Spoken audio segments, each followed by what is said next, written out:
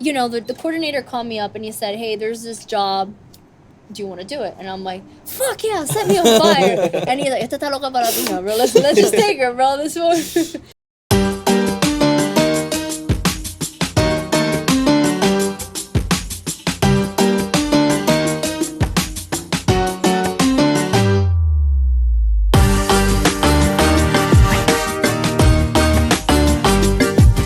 This episode is brought to you by AMG. If you're involved in any type of accident, don't hesitate to call 305 AMG Help. They are the winning team and they will have your back.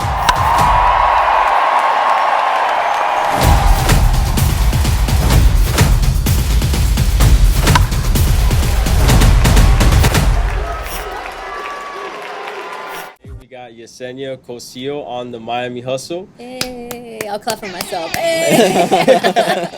We got you.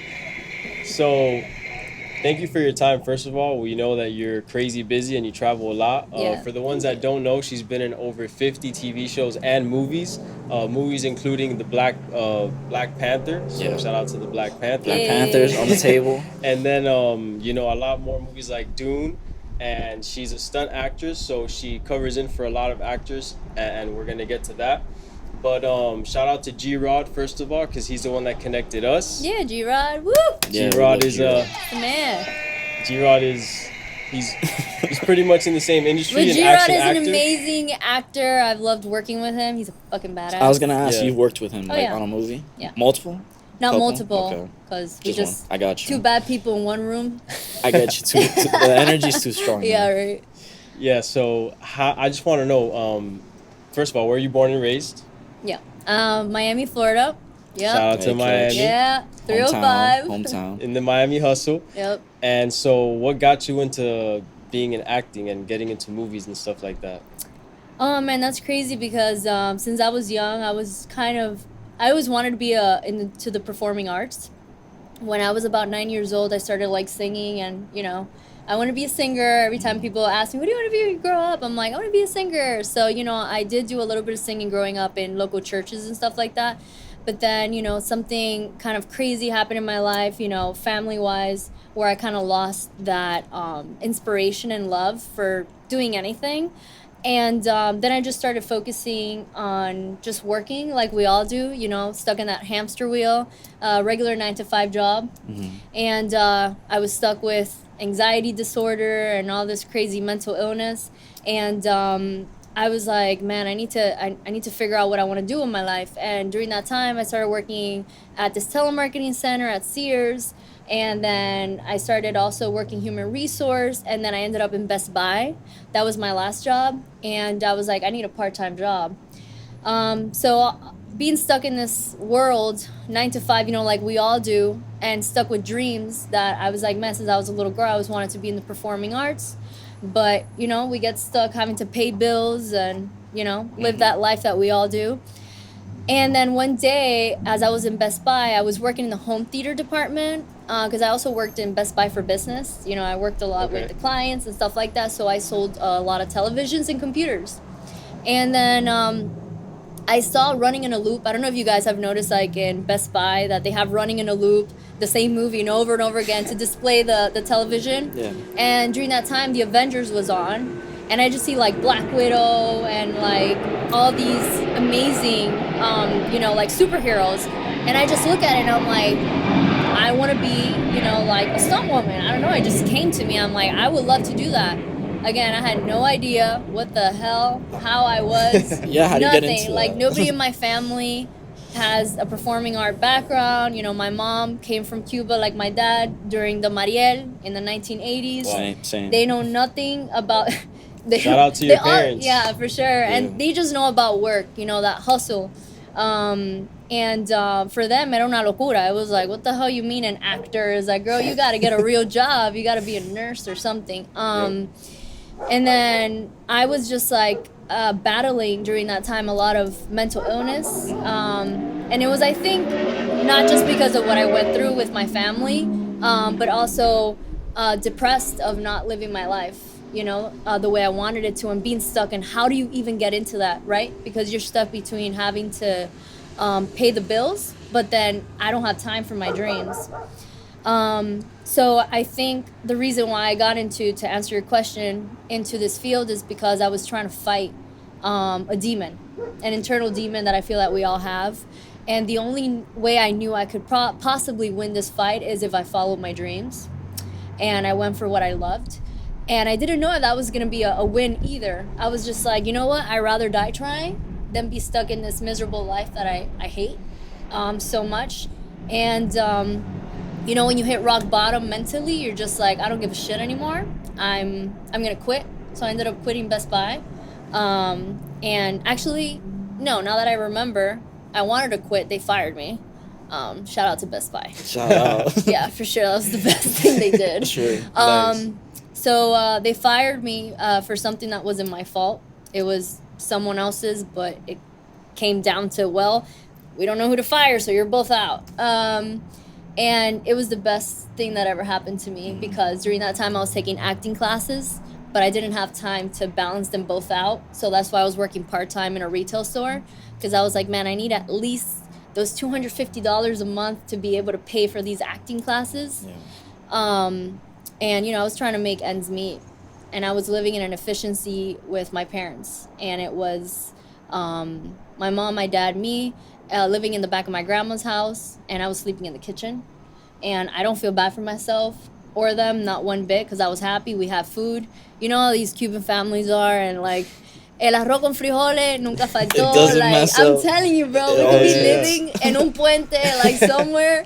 And my grandma always, you know, they made sure that we had good food. And I just wanted to do better. I wanted to be better. I know my family didn't sacrifice themselves to come to this country to keep hustling. And I'm like, I got to break that. I got to break that. Yeah. And you just can't do it with the 9 to 5. So to chase your dreams is something very difficult. Most people don't ever try to tackle it. They get stuck in the loop of the 9 to 5. So. No, yeah. And I get it. Like, it's something very difficult for all of us because I feel that even currently as we speak, somebody's trying to figure it out, and we all are. And I'm still trying to figure out things in my life, even though I'm living a lot of my dreams, right? But it doesn't stop there in any way. You become, if anything, more addicted, more ambitious, more, I want more. Exactly. Yeah, Yeah, but I agree. yeah. And I'm like super inspired just by that story within itself. I mean, it's very inspiring when someone takes that leap of faith, not knowing where it's going to take them, especially when it's in a field like acting, because this is something that G-Rod said when he was in the show. He's like, acting is a career path that you take, but if you take it, there's no straight line to this is what I have to do to become an actor. Right. There's so many things that happen in between. Right. Like how did you navigate that when you stopped working at Best Buy and then you said, okay, I'm gonna go and follow my dream? I followed my gut. I really did. And I know this is something scary for all of us, right? Because what is really the gut telling you, right? We're all like, is it just my mind? Like, am I stupid? Yeah. Am I delusional? But there's something deep inside. Like, you know when you get, like, an intuition of something and you're like, on God, I know this is going to go well. I don't even know. I don't give a shit how I'm going to do it, but it's going to go well. And we've all had that. And it's not often when it happens, that feeling. But when it does, I'm telling you, man, stick to it. And that's what happened with me. And I was just like, I hate so much working a 9 to 5 job. Me personally, to anybody else that loves it, you know, to each their own, because everybody, you know, has a different background and things they love. But that wasn't for me, you know, and I felt like I was committing spiritual suicide, having to walk into a job that I hated, dealing with people I couldn't stand. And I felt no freedom, mostly. You know, I was like, I have to come to work. I have to do this. I have to pretend I got this fake smile and like people I don't like. And I'm the kind of person that I don't like to pretend to be anyone I'm not. And I'm very honest. And when I can't be that way, I feel choked up. So I was like, I got to get out of this. And I just took the leap, to be honest. It is difficult. And it is difficult to take that leap, whether you have kids, whether you don't. I don't have kids, but I do know people that are like, yeah, but I can't because I got a family. I get it, but you could find the way, because I know people that got a family and they've made it. It's not going to be easier. It's going to be possibly harder, but the fact that it's harder is only going to make you figure out a way out, you know, because we all know that sometimes when challenging moments get up on our face, you only got 2 choices. You either take a step back and say fuck it, or you fucking go straight through it and say I'm gonna fucking break that wall, right? Definitely. So that's kind of what happened to me, and I said I'm going through so much anxiety and depression disorder. It was clinical, and it was really bad. Like I didn't want to live anymore, and I was just like I'm done with this. And I know a lot of people are going through this. This is why I'm so open about it. And I didn't give a shit anymore. Like I hit so much rock bottom that I'm like I am willing to do anything to make me happy. And there was something so freeing about not giving a shit anymore. And you know, going back home, losing my job and all that, I cried for sure. And I didn't know how I was gonna do it, but the next day I woke up and I felt so good. I didn't have to report to anybody. I didn't have to do, but then obviously the concerns about how you're gonna pay your bills, Yeah. and if you can't pay your car, I can't go to my acting classes. We figured it out as a family, and I had a very supportive family too to help. And I was just willing to do anything at that point. And I think that for us, we need to hit that bottom so that we could succeed.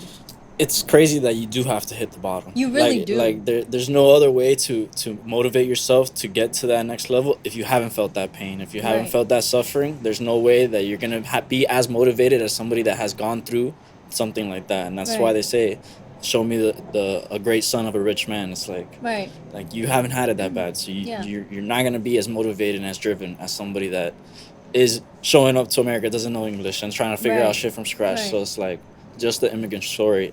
Right. Pedophile. So. Yeah, and it's sometimes you do have to like hit rock bottom or get knocked down because comfortability kills, and that's what that 9 to 5 supplies. Where it's like, yeah, I hate going to this job and I hate dealing with all this shit, but it's paying my bills and I have to go there because if not, what am I gonna do? Right. So it takes a lot of guts and a lot of intuition, like you said, to just take that leap of faith. But again, shout out to you because that's amazing that you did that. Yeah. And you're not just an actress; you are a very successful one. And I know we're gonna get to it, but you have big plans. So Yeah. I'm very glad that everything worked out for you, and you're a true inspiration for anyone that's listening, that's going through something, and they're thinking about taking that leap. Yeah, yeah, and I'm really big when it comes to the law of attraction and what you think about, what you write about, and what you work towards is gonna happen. So whenever I have someone come up to me and they're like, "So do you have a plan B?" I'm like, "I don't need a plan B because I got a plan." And my plan A is gonna work because if we know this, and anybody that's watching, if you work towards something hard enough, there's no need for a plan B. And it's not that, oh, well, some people make it. The people that didn't make it is because they didn't work hard enough towards it. Mm-hmm. There's always going to be a gap of something they could have done better. And it doesn't have to do with, well, I got kids, or, you know, I got a disease, or I got a disability. And I'm like, I know plenty of people that have all that and have still made it. It only means what you said in the beginning that G-Rod mentioned.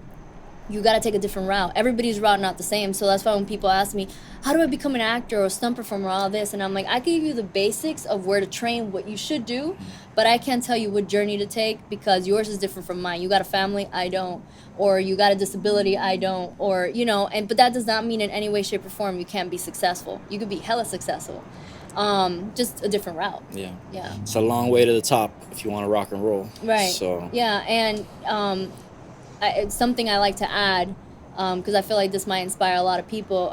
Years ago, I would say like maybe 12 years ago, I went to LA. I think a lot of us, right, when we're trying to become actors, we've heard a we've couple all people done say that, that, right? yeah. I don't know what it is, but I lived there actually for a little bit afterwards, and I love it. I freaking love LA. It's just really expensive. I think a little bit more than Miami. I went to LA to take the tour at Warner Brothers, like I think a lot of us have. Mm-hmm. And it's great. It really is awesome. But I'll never forget one thing. This happened like 12, 13, 14 years ago. I don't remember.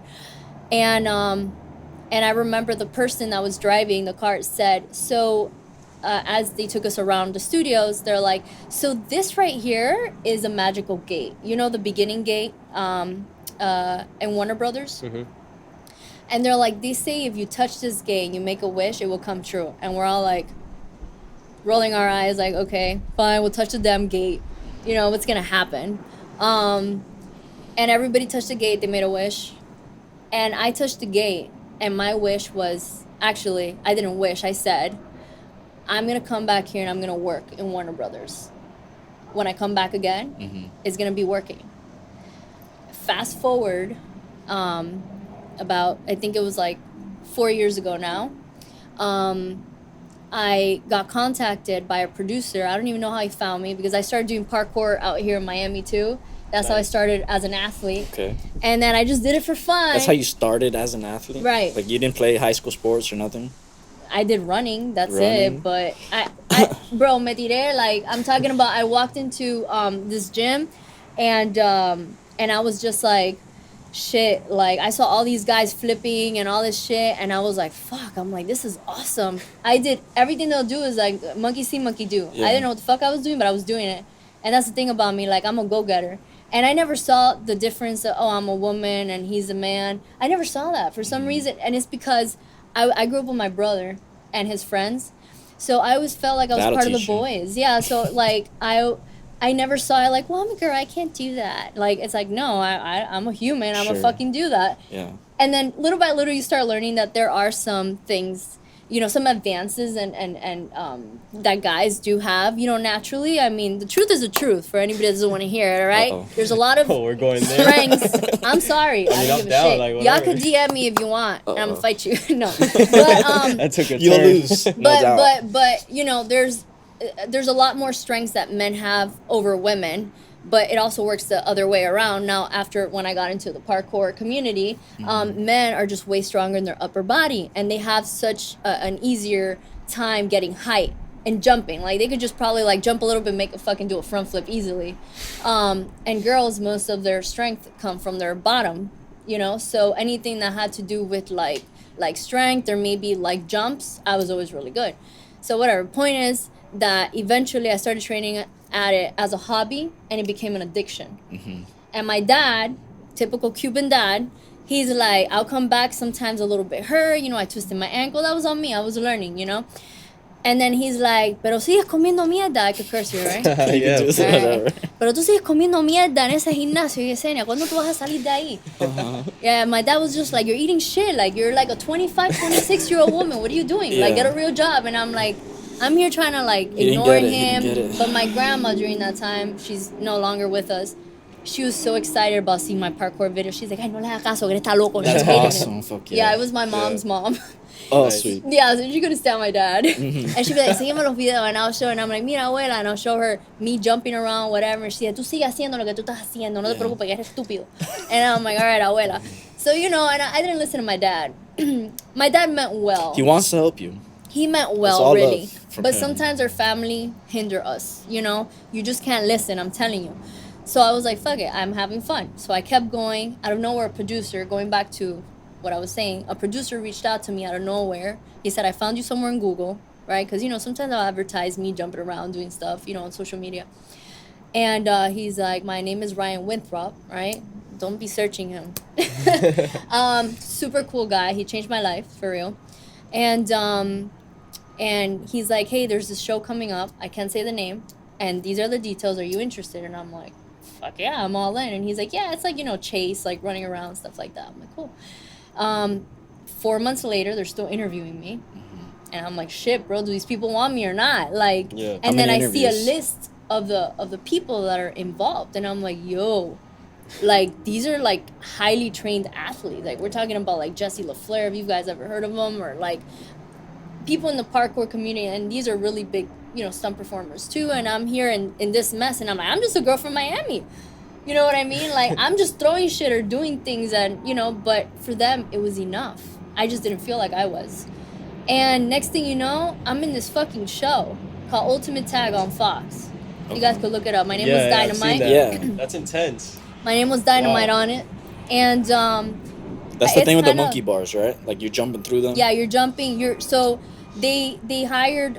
It was 18 of us. I think like 16 of us were parkour athletes, and 2 of them it was maybe more as influencers. But our job was to chase after competitors, high level competitors, but they're not parkour athletes. Like you could put like a professional, you know, like sprint Okay, runner cool. or something against somebody that knows how to jump over obstacles, and They have I'm no gonna get chance. you. Yeah. Yeah. And it was pretty cool. So I got a lot of hype out of that show. And the best part, this is what I was trying to get to. Thank you so much for listening in.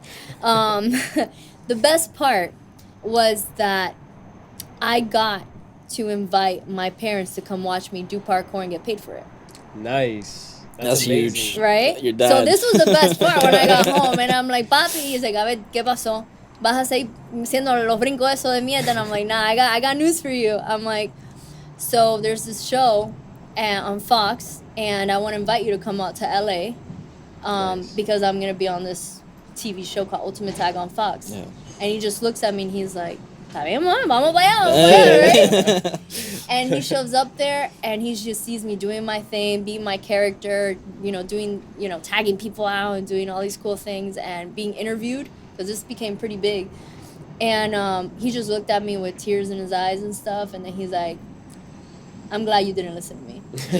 And I'm like, so am I. Nice. But the best part is that where they shot Ultimate Tag was in Warner Brothers, where I said 10 years, 13 years ago that I was going to come back to, but I was going to be coming back working. That's amazing. That is a Right? crazy story. Isn't that insane? Yeah. Well, tell me about how after that job of going to all the way to LA and pretty much, like, I would say accomplishing one of your dreams, because that's what you wished for.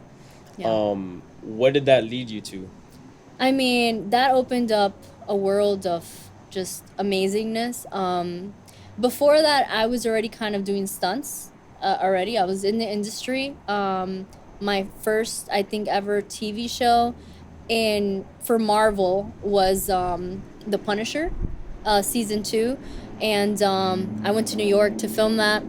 And but after Ultimate Tag, like, the amount of work that I started getting, even more out of it, is just the trust, right? Because a lot of directors, stunt coordinators, they hire you because of trust. Because they say, okay, and credentials, right? Because at the end of the day, you're like, well, I mean, Fox is not going to hire a nobody. And although you were just a character, I mean, you had to deal with production, you had to deal with an audience, you had to deal with still being an athlete. So they see all of those things like someone that's responsible and someone that can help create what they're asking for. So that built a lot of trust with my bosses, potential bosses, and I landed a lot of jobs. And during the time that I was in LA shooting that, I realized I wanted to move to LA because I loved it so much. So then that's when I left Miami and I went to live in LA, and I landed my one of my big first movie roles, not the first one, but one of my big first ones was Dune. Now they're doing a part 2, but Dune, I was one of the Fremens, and it was only actually a total of 10 of us. If you watch the whole movie, there's like a whole war and everything. You're like, wow, that's a lot of people. So I was on the first one, and they did a lot of the motion capture in California. They went to like the desert where it looks like it's somewhere in Budapest.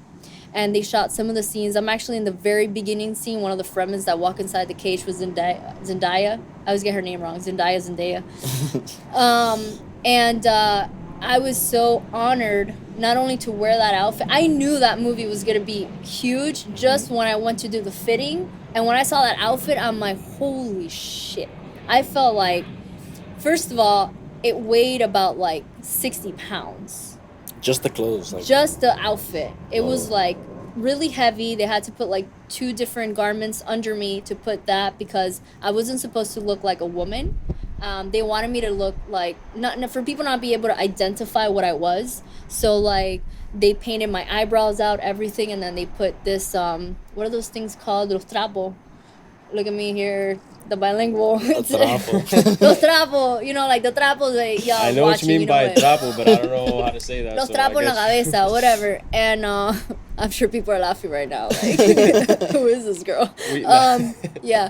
Los trapos en la cabeza. And then, and I was like, shoot, bro, like this is legit. And it was such an amazing experience. And then when I saw it, I was like, yo, this is fucking sick. And then I find out that in Warner Brothers, they actually put our costumes in their museum. And I was just like, wow. Okay. I'm like, they're being Wow. in the museum. So you had a trophy in there, basically. Yo, I was like, this is insane. Wow. Dune is a huge movie. Like, It's so huge. One of the biggest. Yeah. Like it had a huge budget. Yeah. From what I and they remember. only had in the first part 2 females. Yeah. And I was one of them. The other girl is from California. And then me, and I was just like, again, in my head, I'm like, I'm just from Miami. Like, you know what I mean? I'm like, how the fuck did I land here? Uh-huh. It was and they've hired me because of my parkour background. Hey, Dad. Hey. It's funny how life works. You Right, never know. right. But everything does happen for a reason. You Yeah. mentioned that in that movie there was like 10 of you, but it looked like a lot of you. Was Yeah. that the same with Black Panther? Because they had a Oh, yeah. crazy fighting scene. Oh, yeah. There was Yeah. a lot of you or not that many? So I was one of the telecons on Panther. People like to call them the blue people, the underwater blue people, the wannabe avatars. Right. There was only, I think, like 27 of us. There was like females and guys and males. It was only 27 of us. But when you look at it, even like the beginning scene, like when they're all on the boat crawling up to get them and stuff, you see like hundreds of them, and during the fight scenes and all that, and it's like, yeah, I mean, they just, put us in a room, took a bunch of photos, and they're like, we're gonna make 1,000 of you. Yeah, and then they just had us do different movements every time, like crawl up the boat, now do this movement, now go back up, now do this one. So they'll kind of just mess with it, and it was like 30 of me somewhere. That's awesome. crazy. Yeah, It's crazy how that works. No, It CGI is yeah. ridiculous. No, it's What great. they can do today, it's crazy. Yeah. How is it being behind the scenes of all these movies and all these shows with all these actors? How's that lifestyle of like I would assume you're constantly traveling for these roles? Yeah, I'm always traveling. Actually, I just came back down from New Mexico, shooting a TV series over there, The Cleaning Lady. If you guys watch it on Netflix, we're shooting that. It's great, and to be honest, I am so grateful for each and every one of it. I don't lose in any way, shape, or form. Like, I don't become numb. There has been some points where I'm like, all right, another one, get a contract, go on the job, and I'm just there. But I always make sure I take a moment to be grateful, because, I just remember where I started wishing that I'd be an extra in a freaking movie, and here I am, like one of the main performers, in one of the highest budget films, So how that happened, I don't know exactly. I mean, I worked my ass towards it, but it goes back to the law of attraction, right? You think about it, write about it, work towards it, it's gonna happen. But I do remember when I was in Black Panther and I was here dressed. By the way, it took 4 hours from 4 a.m. to 8 a.m. just to get me into that freaking blue. Wow. Oh, man. And it was like 30 degrees. And we were 30. inside. Yeah, they'll just tell us, come with your underwear and like a bra. And it was like a few of us standing on this thing like if we were some kind of mannequins. And there were just like a bunch of people just, spray 4 painting us hours. in blue. And we're here like, and it's cold as fuck too. Yeah. And I'm just like, why the fuck am I doing this? You love it. You love it. Yes, you do. And they were just spray painting us with this cold ass paint. And then after they have to put prosthetics on us and stuff like that. And, put makeup and, just the process of watching the makeup artists do their job. I was like, fuck what I do. They're like, talented, they're yeah. fucking Yeah. talented. No. And then we'll be there talking about, they'll be like, oh, you're so cool because you do this. And I'm like, bro, you're cool. Like, did you see the way you fucking sprayed that fucking paint onto me right now? And he's like, whatever. No, But- the get up for Black Panther is ridiculous with the thing around the mouth. Like, Well, that actually was CGI. oh, that's okay. At No, least you didn't they- have that shit. Yeah, so now they did put prosthetics right here, but the rebreather, which is what they Yeah. call, that they actually put it in. Okay, cool. But they did tell us that was gonna be there, so if certain actions that we did that wouldn't make sense, we have a rebreather in our face. But my point to this was, I was actually sitting in the waiting area, before we get called to do our scene. We did a lot of fighting. So with bow staff and stuff like that, we trained for a few months, and we had to make sure that, it was really good. And we'd just do like fight scenes in a loop with the bow staff. And I was sitting down, I like this, sticky as hell, with baby powder under my arms and my legs, because you get sticky, and that's the way to, take away the stickiness. And I'm here in blue, and I'm here like, yo, I'm a fucking Black Panther. What the fuck? Like, it just hit me. It hit me. Like, I wish somebody had a camera recording me. And I remember my friend, he was like, yo. And he was one of the Wakanda And he's there too, and he's like, yo, we're on fucking Black Panther, and he just dabbed me up. I'm like, yo, we did this shit. That's huge. And then I'm like, I can't believe it. Like, this is something, and it just all started hitting me, you know, from my Best Buy days to just all the suffering, all the shit I've gone through. And I'm just here sitting in blue, the happiest fucking Smurf in the world. And I'm just here like, I am so fucking happy right now. I love the stickiness, the non-sleep, every part of it. That's awesome. And the cool thing is that you do all your own stunts, obviously. So Right. how's that for you? I want to ask you specifically about 2 stunts that I saw. One where you get hit by a car, and another one where you get set on fire. Nah, bro, that was in A Street. Me atropellaron. Right. I mean, yeah, that's kind of how it looks. That's I saw where you you with would only get a date hit. over there. Sure. Only a date, right? Smacked by a car. Which one do you want to know about first? The car first. The car first. The car 'cause seems like it'll kill you. it looked legit. Like, did you really get hit by that car? Oh, it was legit. Damn, Yeah. that's So crazy. How there's was your some- back after that? Because you really hit that scorpion. Dude, I have gotten more wrecked by walking from here to that door than what happened to me there. That means nothing. Like, it was, I don't know. I feel like I might be one of God's favorite because some of the shit that I've been through, that I've done, that I'm just like, you know, it's one of those like eyebrow raising, like Yeah. girl, you playing a bit, right? But I'm happy. I'm so happy doing it. And you know, there's some stunts that I call it the fuck it stunts, and that was one of it. There's not a lot of ways to play around it. Yes, can I play it safe? 1,000%. And the stunt coordinator's job is always to make sure that you're as safe as possible. And there's a lot of ways to play that, right?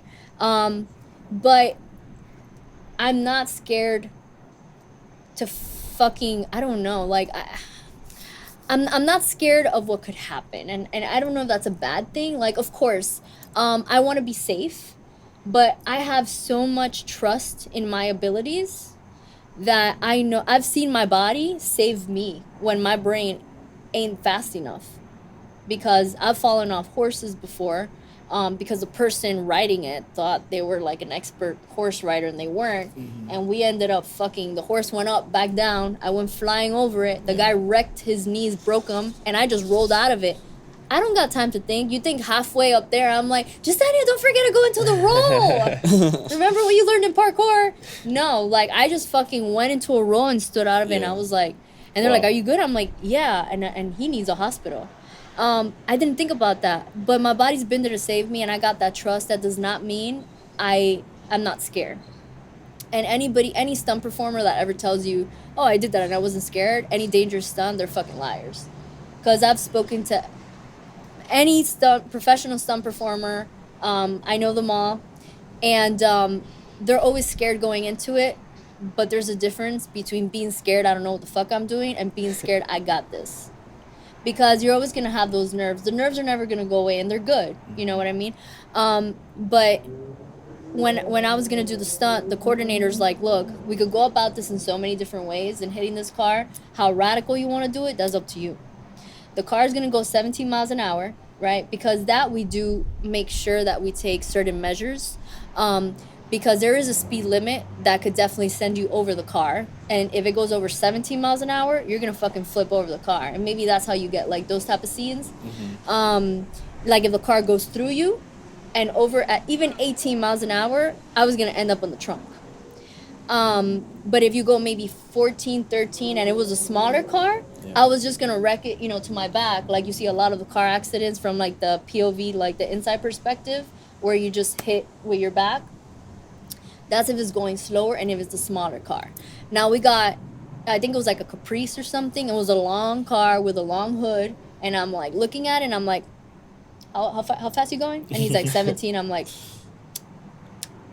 yeah. I got this. I'm going to fuck myself up over that. I'm like, whatever. I was so hyped and the adrenaline was so fucking high. And I was just like, let's go. We were aiming for this to be as safe as possible. But I was, again, so fucking confident in what I was doing that I'm like, bro, I'm made out of rubber. I'm fine. And I had, you know, elbows on, knee pads. And my biggest concern wasn't hitting the car. It was making sure that I spotted the concrete when I rolled off of it. Because if you don't that's where you spot it, up. you could fucking If you land hit on your on the head. floor So is many where you get things. fucked. And when that fucking car, like, hit me and I scorpioned, it felt so good. I don't know if this is wrong. You guys are It probably felt like, so get that good. loca that you got on the show. It was so great. I just felt my body go up, back down, and then all I could think of is make sure you roll, and I'm just like, boop. And I'm like, stay dead. I could Stay only dead. hear people gasping, and then my coordinator, he was just waiting for the director to fucking cut like so bad so that he could be like, "Are you good?" So as soon as he's like, "Are you good?" I put my thumbs up. That means I'm good. Then Nice. the medic comes in. You can't move. You got to stay there. Every time you do a dangerous stunt, you're not allowed to move, Even if you're good. even if you're good, because you might think you're good because you got adrenaline running, True. but you might not, and you might have something broken. So they do like a quick examination on you, to check if everything is good. Then when you get up, they examine you again, and then they approve if you're good. If not, then they have to fill out a workers' comp. How many takes was that? That was one. You do One take, thank God. Hit with the car once for That sure. was That was a one. great take, though. I Yeah. looked at it and I was wondering if it was even real. I'm like, there's no way a body could do that off of an impact with a car hitting it. Like, is she okay? Yeah. That's wild. Yeah, I didn't even get a bruise. I thought that maybe because of the way my neck hit, that I was gonna like maybe have like a little bit of a sore neck.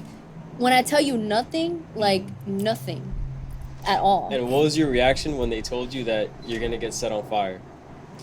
Well, I took the job. They ask you, like. Okay, so you knew exactly what you were getting into. I did. I definitely did. The coordinator called me up and he said, "Hey, there's this job. Do you want to do it?" And I'm like, "Fuck yeah, set me on fire!" And he's like, "Esta está loca para piña, bro. Let's just take her, bro. This one." And I'm like, "All right, cool." So we prepped for it a few days before, and they put this gel on you, hydrogel it's called, that we got from Action Factory over in LA, and it's a process. It's like a 48 to 72 hour process where he dips all your clothes that you're gonna wear, which is like 5 undergarments, and one of them, they all have to be cotton 100%. Wait, so that fire was real? Oh yeah. Yeah, Oh, it's shit. real. Yeah. But I just- that- 48 that to, was- so for 3 days he's prepping your I clothes. was gonna get to that question because that's crazy. He was prepping my clothes, and it ought to be 100% cotton, and which is non-flammable, and Really? yeah, 100% cotton is not flammable. right. There can't be no polyester, nothing. It just has to be 100% cotton. I don't Yeah. Sure, So I believe you. yeah, well, the thing is that when you mix it too with the hydrogel, this is just the way it works. Like, my thing is not fire safety. My shit is stand there and go on fire. So I know my part. So the process, I had done it beforehand, and I'm like, all right, I did it in LA. It's very uncomfortable, it really is. But I did it in an open space. So the smell wasn't as bad, but it smells like gasolina, even the hydrogel, and it's very, very strong. And this time, I think what fucked with me the most was I did it inside a closed area, because this was in the studios of Telemundo, and she was getting lit on fire in her house or something. So the only area that I had that, and it has to be close by to where I need to be, because I only have, this is very timed, I only have a little bit, all the hair is going on my face. Yeah, I only it's have a super little warm. bit of time to get from where I changed to that area, because I'm on a timer. So although, he prepped all that, and it's about like 27 degrees cold. So one by one, I'm like completely naked in the room, and they start putting all these layers on me that's dipped in hydrogel, and it has to make sure it's really, and freezing, because he had it in the freezing fridge for days. So as I'm putting each layer, and it's sticky and disgusting, the smell, and I'm in a closed area, was just getting to me. I was just like, I'm dizzy. I can't wait to fucking get set on fire. I'm freezing. Yeah, and I'm like, I'm so cold right now. Like, I want to feel something hot. And so when I got out of it, I was already a little bit dizzy from the hydrogel, and I'm like, if something's gonna put me out, it's not gonna be the fire. It's gonna be this fucking gel that I have all over my body. And when I got out, I was just like, all right, guys, we got to do this, and it has to be quick, because I'm probably gonna faint soon, but I would prefer to faint after the stunt, not during it. And it's funny, because in my head, I was already prepared for what was going to happen, but I was hoping everything would get wrapped up before it did. I don't know if this is my crazy ass head. I'm like, it's going to happen, but it's going to happen. The life experiences that you have are one of a kind, Like, Yeah, how many people can say that they've been burned like that? Yeah. That's crazy to me. And But, then like, once he I was there in place, and they're like, all right, ready, 3, 2, Action. 1. and that shit just fucking lit up like hell. Uh-huh. And I was just there doing my thing or whatever, and I felt a little, I felt cold, but immediately that fucking cold went away, and I started to feel warm. And as soon as I started to feel warm, I went down. But once I go down, normally that is fire safety's That's so scary. like Cue to jump in. cue to jump in, but falling to the floor and screaming was part of the scene. Oh, so they don't know. So, yeah. So there's this guy, and it's actually William Levy. I don't know if you know. Yeah, I know Yeah, William so Levy. William Levy is supposed to jump. The actor didn't do this, the stunt double did. On top of me with the curtain. Like if he's trying to save the actor, like the women he's with or whatever. He's trying to save her, and he puts this curtain on, so he kind of goes on fire a little bit too. But this is all part of the scene. Their cue is as soon as he jumps on me. So I'm here relying on a Wow. You're on performer the to get floor. put out. But obviously, I know that if he doesn't come for whatever reason, pussy's out last minute for a little burn or whatever it is, I still know that my team is going to come through and Yeah. put me out. But That's a lot of trust. let me tell you, after that, it was like I got nonstop phone calls. Are you okay? And I'm like, I mean, you want to see me? Like, I'm good. Like, Wow. it was an amazing experience, though. Yeah, besides getting high from the fumes, like that Yeah. was That was the worst. Being really cold and high from the fumes. Like, yeah. for sure. I feel like it's important for actors to be hanging around each other to like understand what it takes to be at the level that they want to be at. So I know there's a gym opening up that has to do with stunts. So I'm assuming, is that like a place where actors can all get together and work on their stunts together, or is it more like a parkour thing? Yeah, so I have a gym. I'm a gym owner now, Stunt Gym. Oh, so you own the gym. This Yeah, is your gym. This is my Ayy. gym. Hey. That's another dream right there. Shout out to It you. was, That's it the was. Miami Hustle. You Yeah. own. That is literally the Miami Hustle. You own a gym. Yeah. That's So crazy. years ago, when I first started here in Miami, I was like, fuck, man, like I don't have anywhere to train or learn shit. Like I was in a parkour gym, like figuring shit out, learning how to flip and jump shit, but that doesn't teach you how to be a stunt performer. That helps you, right, create a skill, even martial arts, and all that. It definitely helps you, and it makes you a very capable athlete to teach. But it's not the foundation that I needed. And I'm like, if I'm going to find out where to learn things correctly, I'm going to have to move to LA, and that's why I did, which I'm glad. But while I was down here, I would take my dad's truck. He had a duty truck. One day, I'm like, papi, voy a manejar el carro. Oh, okay, mami, llévatelo. I would take his truck. I'll go down Chrome, and I'll just start like fucking doing crazy shit with it. Like, Oh, no. And yeah, like and people are beeping. Ay, mira la loca esta. And I'm just like, I don't know. I had all this adrenaline, and I just wanted to like learn. So I didn't have a place, and I'm like, oh, this is a long enough street, and I'll just start fucking with it. And I didn't know what the fuck I was doing. I didn't even know how to learn how to use the e-brake correctly. I'm like, me voy a despingar in here on a truck. But I was like, I just tenía tantas ganas. Like, I wanted so bad to learn that I was like, I need to feel like I accomplished something. And my uncle, one day, as he's coming, coincidence, bro, it's like life was against me or something. My uncle sees me doing that That's shit. In the hilarious. truck. And he calls my dad. He's like, oye, ¿dónde está Yessenia? Yeah. That's And funny. and then he's like, no, ella se llevó el camión, fue a Wendy. Because I was going to go to Wendy's. Yeah. And he's like, no, Wendy, no, está en Chrome. Ahí haciendo disparate with the truck. And my Wow. dad got so pissed. And, my family always knew the drive I had and how bad I wanted to do things, the school fights I got in. Yeah, you're the problem child, no doubt. But I wasn't. I was the bully's bully. The bully's bully. Good. Oh, nice. That's fine. That's Right? fair. I was just defending people. So you're a hero. Yeah, that's a good I way was, to go. and I wasn't trying. I was just a quiet, introverted person in class that wouldn't talk much, just sit in the back. But and people would fuck with me all the time. Like they would tell me, I didn't care. But don't fuck with someone else. That's where Yeah. I don't know what it was. I had maybe a high protective instinct, and I've seen people get bullied. And I mean, like I popped a guy in his face one time, like in school. I didn't know what I was doing. He could have hit me back. He started crying. Thank God. He started crying. Damn. But I was here trying to protect people, and it was just who I was. And I remember I got in trouble with my teacher. She's like, "You keep on like this, you're not gonna make it anywhere. You gotta stop fighting." And her name is Elena Berdote. Shout out to her.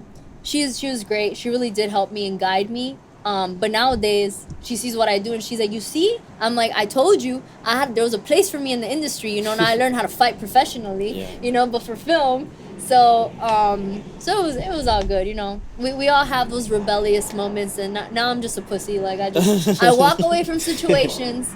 I don't want to be in them because when you learn too much and you know too much, you don't want to be put in situations where you have to use anything where you could potentially jeopardize someone's life or Yeah. even yours, you know what I Yeah, mean, trying to true. save yourself. So now the more you know, that's why I'm like, I don't beef up with nobody. Like, I'm not that kind of person. I'm chill, you know, but just don't fuck with other people. That's Yeah, that's yeah, still yeah. my shit, you Sure. know. Good Yeah, vibes. so Yeah. when does the gym open up? So we're estimating about a month and a half or so, Wow, to nice. open up. We've actually been working on it for like a year. Awesome. And I'll be honest, man, fuck Miami County. The freaking permit department is insane. Sure. Yeah, like they are so like for anybody trying to open a business out of Miami. I don't know if it's because there's been a lot of fraud or a lot of shit. You know, Miami's like a crazy city sometimes, but they've been so strict, and it's just been giving a little bit of trouble at just business owners in general. This is just like a food for thought. But we're thinking about opening in about a month and a half, and it's gonna be the first Stunt Gym in Miami.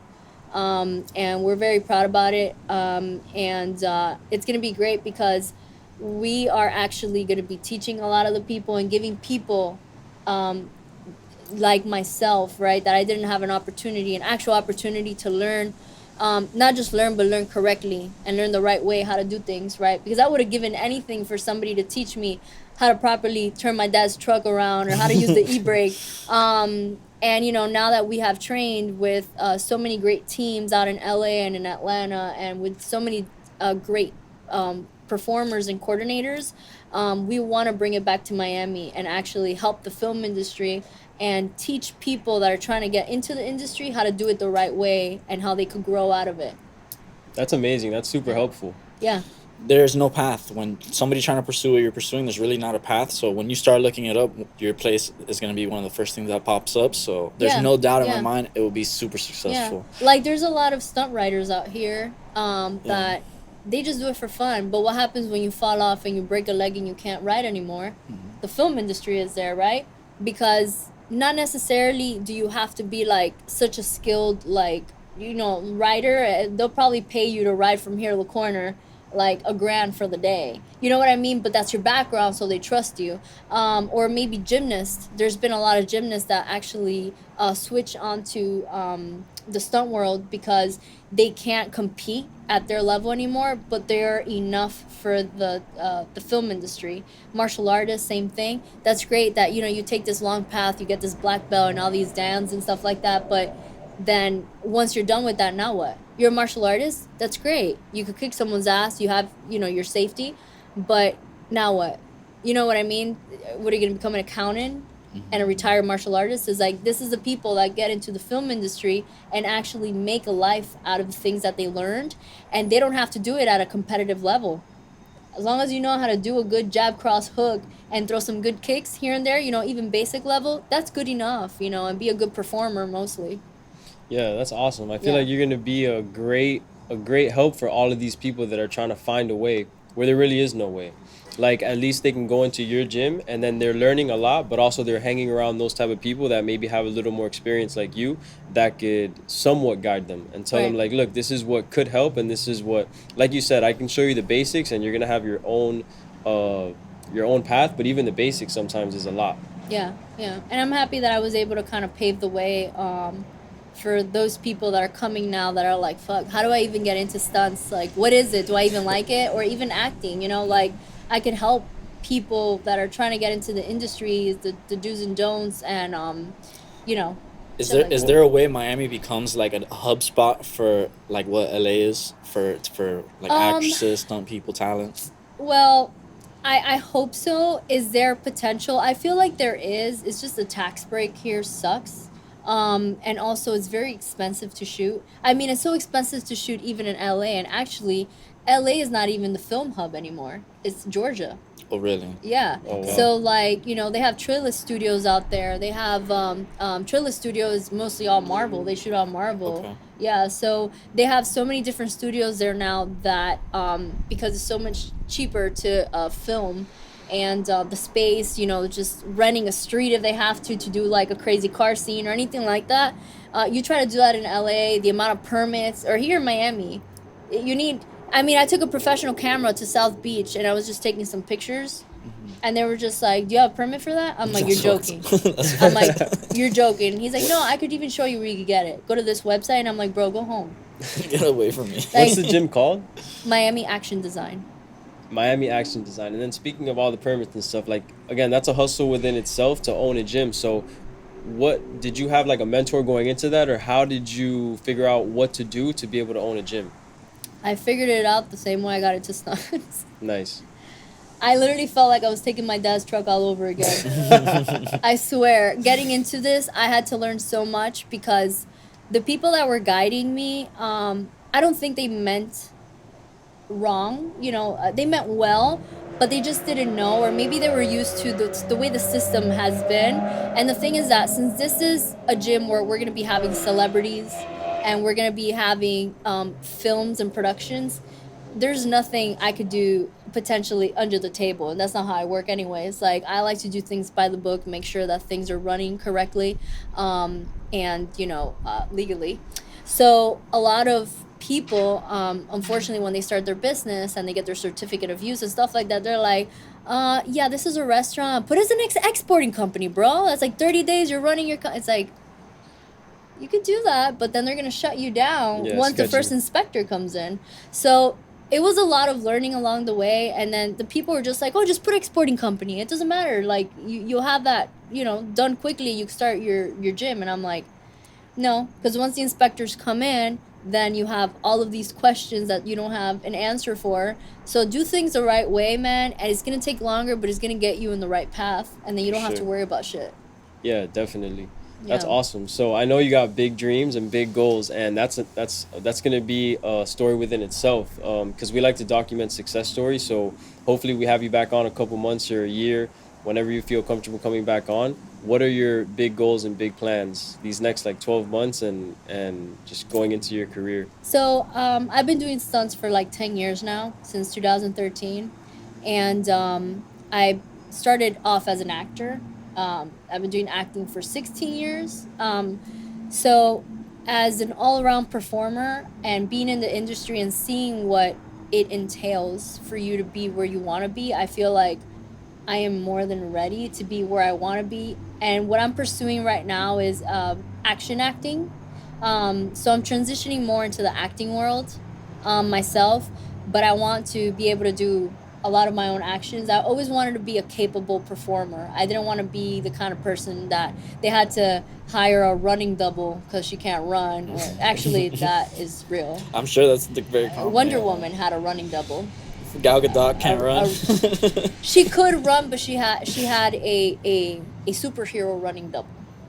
Yeah, she don't run good. Not like a superhero. Yeah. I mean, I'm not dogging her by any means. To me, it's crazy that they hire people that run good. Like, I mean, some people just got that superhero run. I'm out here thinking like I run pretty good. Like that's what you think. But you grew up an athlete. Imagine somebody that just decided to become they're pretty. They become an actor. They've never done anything athletic in their life. So and then they become Wonder Woman. Wait, I think she was in the she was part of the Iranian military or something. I don't want to talk shit about Gal Gadot. You're the shit. I like Wonder Woman. No. But I mean, what I'm trying to say is, I mean, she did amazing and all, but I want to give the audience something real. When they see me, they're like, all right, we know this girl's legit. Only because when I watch television, the people that inspire me are the people that I know they're fucking doing their own shit. Like this TV show on Netflix called Warrior. Okay. I don't know if you've seen it. I know some of you have. I forgot the name of the actor, but this Asian dude, he's amazing. And this guy fucking whoops ass, like for real. Mm-hmm. He is and he's a talented martial artist too. But he's not only a great actor, he's a great performer. And when people watch me, I want them to see something real. I don't want them to be like, oh, this girl probably had like 10 stunt doubles. And, and also being in the industry, you kind of see the things you don't want to be, and this means, like, I don't mean any offense towards the people that, have not tried to maybe go more into the stunts or learn how to properly fight and stuff like that. But personally, for me, I like to be authentic, where if you're like, you know, that's Wonder Woman, like I know she's Wonder Woman for real. And that's how I'm fangirling, you know, because I know Yeah. for real you're legit. Sure. Yeah. That's awesome. So my goal is to become, you know, a well-known action actor. Yeah. And I definitely see myself, and hopefully when I'm back, right, just like the other stories I said, you know, I'm in a big TV show or film, and that's what I'm working towards. That's what's gonna happen. Yeah. Like a It's lead just- role. Yes. Nice. Yeah.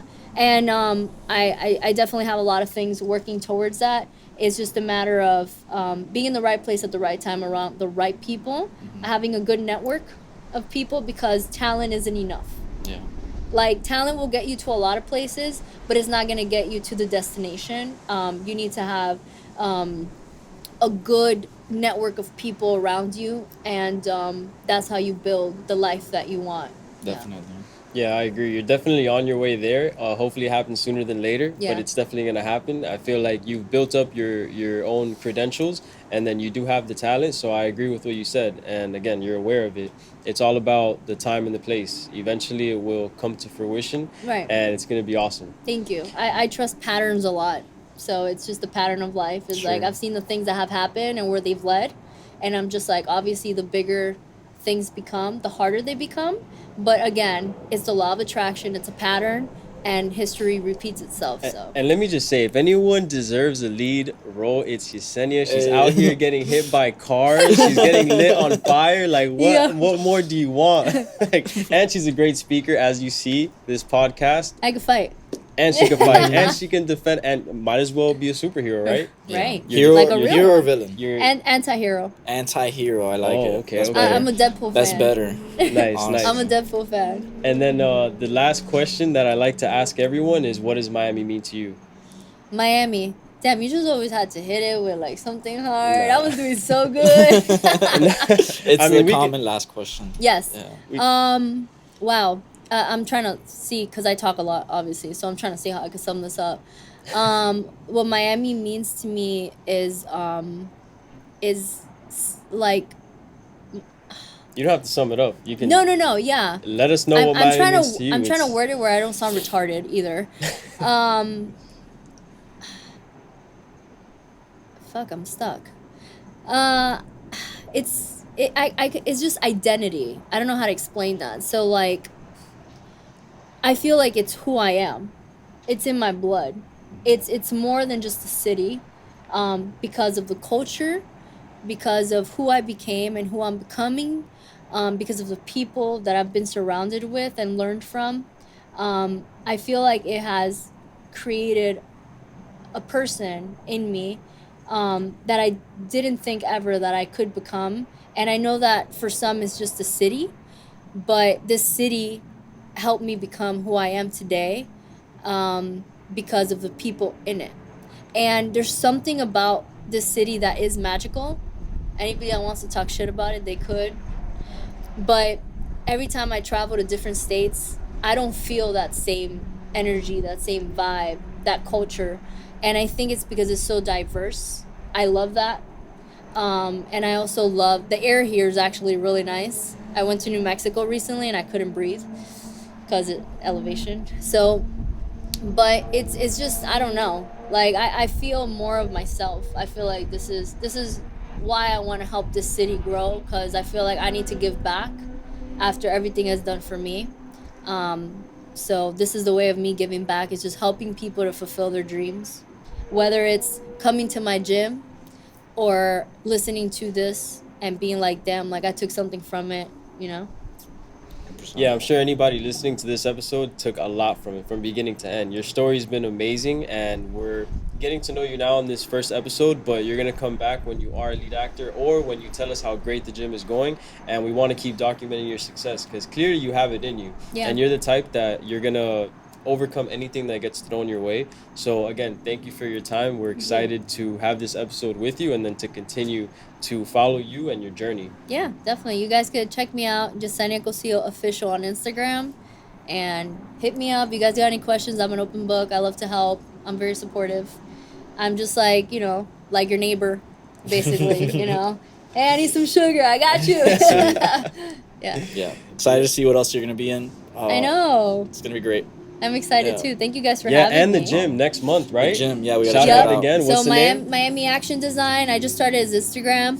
So if you guys want to follow it, I'm gonna be posting some more things soon. And yeah, you guys are invited to come out.